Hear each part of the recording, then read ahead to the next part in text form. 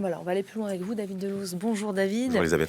On a vu que ces discussions sont saluées de toutes parts, là au lendemain de ce rendez-vous à Genève, notamment par les Européens. Concrètement, qu'est-ce qu'on s'est dit? Est-ce qu'on est proche d'un accord surtout? J'ai envie de vous répondre que c'est le grand théâtre de la diplomatie qui continue. Alors oui, c'est vrai, le Premier ministre britannique, Keir Starmer, parle de progrès significatifs. L'Allemagne salue les progrès réalisés pendant ces pourparlers à Genève hier, même si Friedrich Merz, le chancelier allemand, tempère en disant qu'il n'espère pas de percer dans le dossier cette semaine.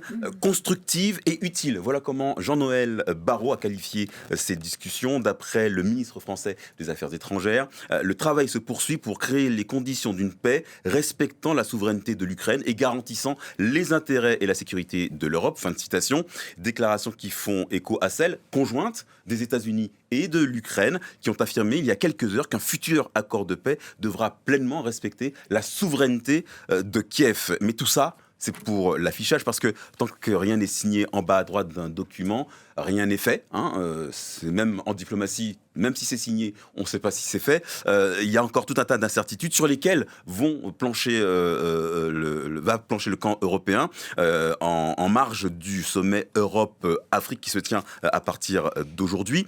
Les 27 ont déjà amendé le plan concocté par la Maison-Blanche, on va le rappeler, en relevant de 600 000 à 800 000 le nombre maximum de soldats que compterait la future armée ukrainienne. Il propose également que la paix soit basée sur les positions de la ligne de front actuelle et que Kiev bénéficie d'un soutien de l'OTAN via un mécanisme similaire à l'article 5 de l'Alliance, un mécanisme qui prévoit la solidarité transatlantique en cas d'attaque d'un des membres de l'Alliance. Et puis côté finance, l'Europe propose une indemnisation via les avoirs russes gelés depuis le début du conflit. Mais pour l'instant, ce ne sont que des contre-propositions. Pour l'instant, rien de concret, rien de définitif. D'ailleurs, Moscou, de son côté, fait mine de ne pas être au courant. Le porte-parole du Kremlin affirme n'avoir reçu aucune information, même s'il croit savoir que des modifications ont été apportées au plan américain. On n'y croit pas une seule seconde, mais encore une fois, c'est le jeu diplomatique. Voilà, façon de dire aussi que tout cela ne les concerne pas. Les Russes, justement, à quoi faut-il s'attendre de la part de Moscou aujourd'hui?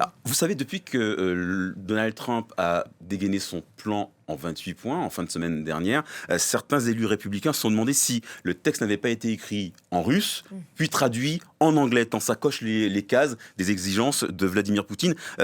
Tout est dans une sorte de logique assez particulière qui voudrait qu'un accord soit une prime à l'agresseur, parce qu'il faut quand même le rappeler, en février 2022, c'est bien la Russie qui a lancé l'offensive sur l'Ukraine sous couvert d'une opération militaire spéciale. La Russie de Poutine pousse, franchit ligne rouge après ligne rouge, selon la logique qui veut que plus c'est gros, plus ça passe.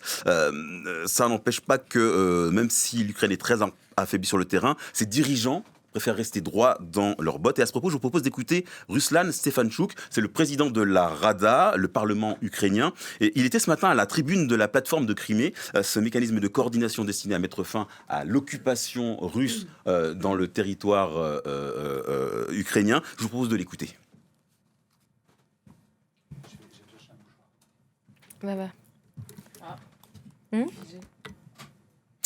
Alors, Problème technique, visiblement. Pour résumer son propos, c'est pas grave. Pour résumer son propos, il n'est pas question pour l'Ukraine, d'abandonner un pan de territoire. On peut l'écouter alors, du coup?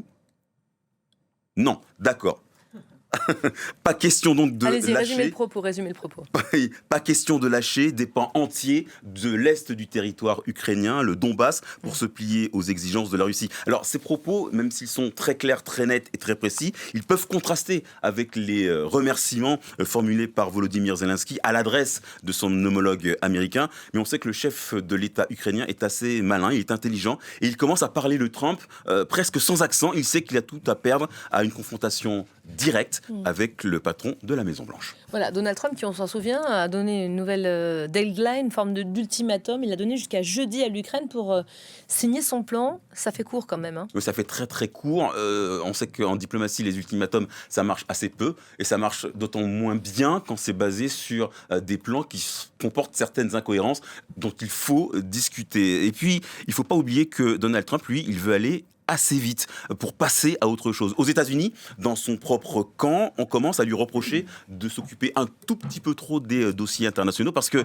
sa politique des droits de douane commence à peser sur le pouvoir d'achat des électeurs américains. L'inflation aux États-Unis, elle est de 3%. C'est un point de plus que l'objectif fixé par la Réserve fédérale américaine. Et ça, c'est pas une bonne nouvelle parce qu'on sait que les élections de mi-terme, les élections de mi-mandat, c'est l'année prochaine, dans quelques mois. Et il s'agit de pas trop agacer l'électorat républicain. Puis, autre point à ne pas oublier, Donald Trump se rêve en prix Nobel de la paix, et un accord sur le dossier ukrainien aurait de quoi dorer ou redorer son blason. Dans tous les cas, pour l'Ukraine et pour l'Europe aussi au passage, il faut être souple, composer avec les outrances, les revirements à répétition d'une puissance qui n'est plus vraiment une alliée, pas tout à fait un ennemi, tout à plus un partenaire à géométrie variable.